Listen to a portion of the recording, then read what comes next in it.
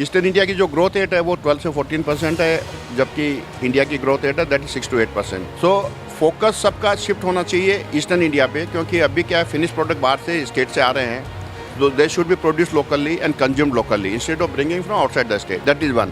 नमस्कार दोस्तों, मैं हूं शिवेंद्र प्रकाश द्विवेदी और आप देख रहे हैं आपका अपना channel plastics today. Indian plastic federation पूर्वी भारत की प्लास्टिक उद्यमियों की एक प्रतिष्ठित संस्था है। इंडियन प्लास्टिक फेडरेशन हर 3 साल में एक बड़ा आयोजन, एक बड़ी प्लास्टिक प्रदर्शनी आयोजित करता है इंड प्लास के नाम से। और इंडियन प्लास्टिक फेडरेशन के प्रेसिडेंट ललित अग्रवाल जी के साथ। ललित अग्रवाल जी, बहुत बहुत स्वागत है आपका प्लास्टिक्स टुडे के इसमें। द्विवेदी जी, बहुत बहुत धन्यवाद आपको कलकत्ता में आने के लिए और इन प्लास 25 में आने के लिए। ललित जी, सबसे पहले आप ये बताइए कि एज ए प्रेसिडेंट क्या एक्सपीरियंस रहा और इसके बारे में आप क्या कहेंगे? देखिए, इन प्लास 25 को ऑर्गेनाइज करने के लिए हम लोगों ने रफली 8 महीने से ज़्यादा, अप्रैल से हम लोगों ने इसकी प्रिपरेशन चालू कर दी थी। हमने सबसे पहले ध्यान दिया कि हमारा इन प्लास 25 का चेयरमैन कौन होगा, and we selected a person who is very experienced in execution of exhibitions, so that was our first step. फिर सेकंड था कि हम लोग इसके एग्जीबिशन ऑर्गेनाइजिंग कमेटी में किस किस को लें। We paid again a very good attention to that कि जो जुड़े इस एग्जीबिशन से वो भी रिस्पॉन्सिबल एंड एक्सपीरियंस लोग हों। तो जब आप देखते हैं कि एक्सपीरियंस लोग और रिस्पॉन्सिबल लोग जुड़ते हैं तो उसका रिजल्ट हमेशा अच्छा ही आता है। Now coming to the exhibition itself, अब आप देख ही रहे हैं कि ये एग्जीबिशन ईस्टर्न इंडिया की लार्जेस्ट एग्जीबिशन है, B2B बिजनेस एग्जीबिशन है। प्लास्टिक जगत की इंडिया में I think it is the 3rd biggest exhibition. Visitor footfall के हिसाब से भी काफ़ी अच्छा रहा है, और बिजनेस जनरेशन का जो हम लोगों के पास में फीडबैक आया है कि यहाँ पर रफली 600+ करोड़ का बिजनेस एग्जीक्यूट हुआ है। तो एंड जो फीडबैक हमने भी पर्सनली बहुत सारे स्टॉल्स में जा के लिया, everybody is satisfied with the total setup, total efficiency of execution and the infrastructure. Even people coming far away from Delhi and Mumbai, they appreciated the infrastructure of this Milan Mela प्रांगण पार इंटरनेशनल स्टैंडर्ड्स। इसमें exhibition में 2 hall बने हुए हैं, हर hall 10,000 square metre का है। हमारे exhibitors का रिक्वायरमेंट बहुत ज़्यादा था, तो हमने एक हॉल C क्रिएट किया। हमने VIP लॉन्च को अंदर से निकाल के बाहर लाए ताकि सेलेबल एरिया हमारा बढ़ सके। तो इस तरह करके हमारे पास में करीब 10,000 स्क्वायर मीटर प्लस का सेलेबल एरिया है। अब मेरे पास में जो फीडबैक आया है इसमें सब कुछ पॉजिटिव ही पॉजिटिव मिला है। There is nothing people have complaint about, और सब बोल रहे हैं कि हमारा बिजनेस अच्छा रहा है। फुटबॉल का क्वालिटी जो था वो भी काफ़ी अच्छा रहा है। जी, आगे अभी कार्यकाल आपका कुछ बचा हुआ है, तो आगे की क्या योजनाएं हैं इंडियन प्लास्टिक फेडरेशन के प्रेसिडेंट के रूप में?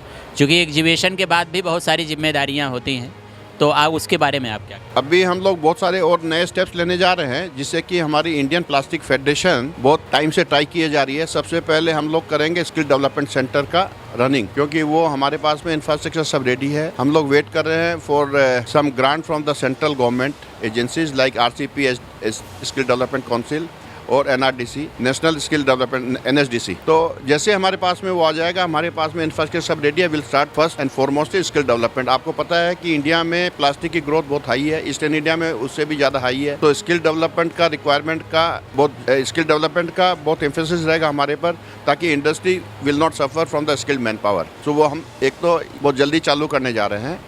दूसरा, हम लोगों का कॉन्स्टिट्यूशन बहुत पुराना हो गया है, because this organisation was formed in 1958। तो हम लोग कॉन्स्टिट्यूशन को भी, हमारा आर्टिकल्स ऑफ एसोसिएशन को भी रिवाइज करने जा रहे हैं। फाइनल ड्राफ्ट अप्रूव हो गया है, EC ने अप्रूव कर दिया है। उसका अब हम लोगों को EGM करके उसमें प्लेस करना है।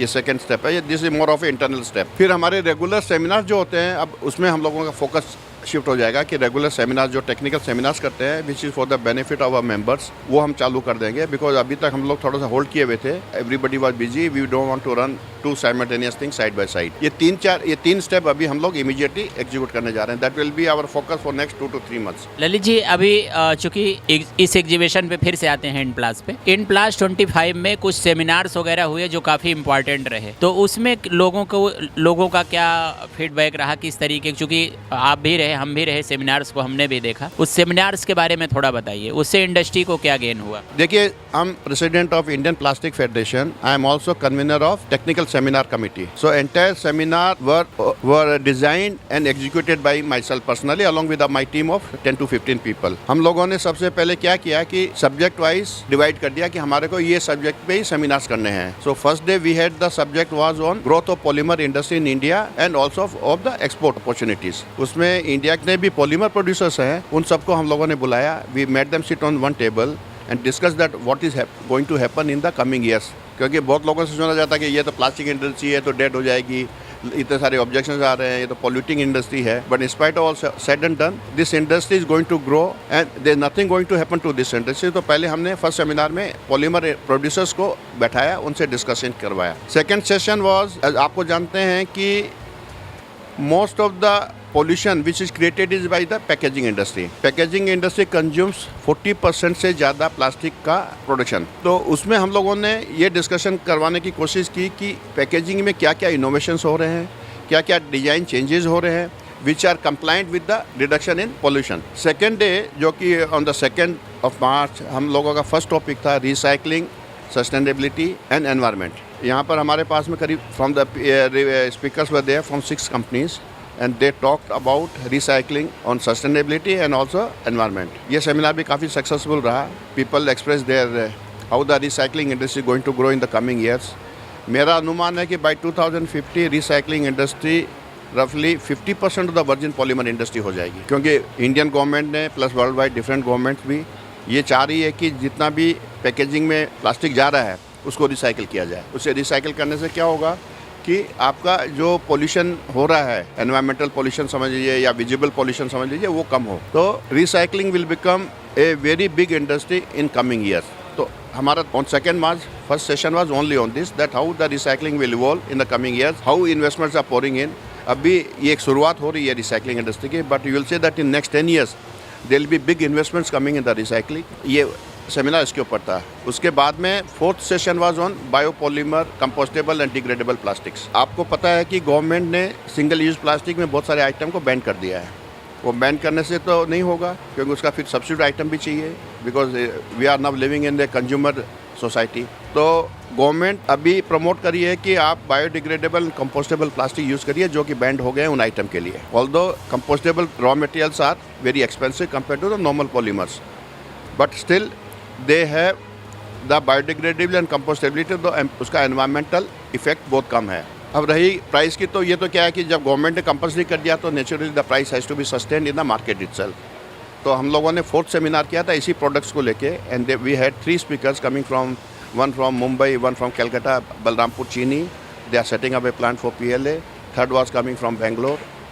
So हमने ये जितने भी टॉपिक्स लेके आए हैं, that is basically on the evolving topics in the polymer industry which is going to be the future of industry in coming years. Lalit ji, ये जो एग्जीबिशन है इसके एग्जीबिटर्स और विजिटर्स को आप क्या मैसेज देना चाहें? मुझे लगता है एक अच्छा एक्सपीरियंस लेकर के जा रहे होंगे एग्जीबिटर या visitors.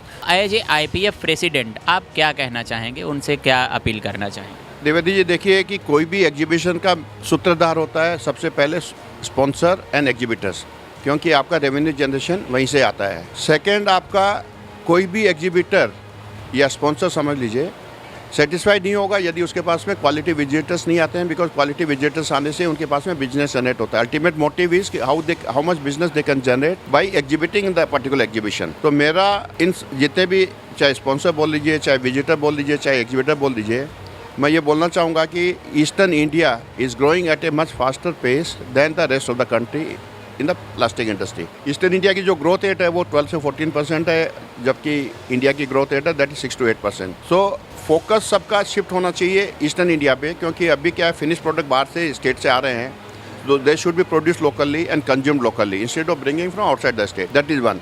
Second, west Bengal particularly is a very very investor friendly state. यहाँ पर हम लोगों ने एक इन्वेस्ट बंगाल करके कॉन्क्लेव किया था, उसको doctor Shashi Panja industry minister इनोग्रेट की थी. हम लोग ये मैसेज देना चाह रहे थे to the industries from other states that Bengal is a very safe state for investment. Consumer base is there, highly developed infrastructure is there, abundance of skilled manpower is there, and on top of that market is there. आप देखिए कोई भी product आप market के पास में बनाते हैं तो नेचुरली आपका ट्रांसपोर्टेशन कम होता है, तो आपको इजी मार्केट एक्सेस होती है. So we have all the plus point for the development of industry in Bengal. That was the message we wanted to give to all the industrialist across the country. अब मेरा message यही रहेगा कि आप focus करिए बंगाल पे और बंगाल को ग्रोथ में आप साथ दीजिए। आप आइए, इंडस्ट्री लगाइए और बंगाल की ग्रोथ में साथ दीजिए। विजिटर्स का भी मेरा ये रहेगा कि यहाँ पर अभी काफ़ी क्वालिटी विजिटर्स आए। I met almost 30 to 40 exhibitors and talked with them कि आपका क्या एक्सपीरियंस रहा है विजिटर्स के बारे में। बोले कि आपके विजिटर्स का इस बार क्वालिटी बहुत अच्छा था। We generated lot of business, lot of encourage was generated and we are in general very happy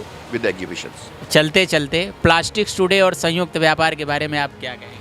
देखिए, ये मैगजीन बहुत ही अच्छा काम कर रही है प्लास्टिक इंडस्ट्री के लिए। इसे dedicated magazine for the plastic industry and बहुत अच्छा काम कर रही है और मैं आपके जितने भी आर्टिकल्स आते हैं मैं खुद पढ़ता हूँ उनको। बहुत बहुत धन्यवाद ललित अग्रवाल जी। Thank you Dwivedi ji. आप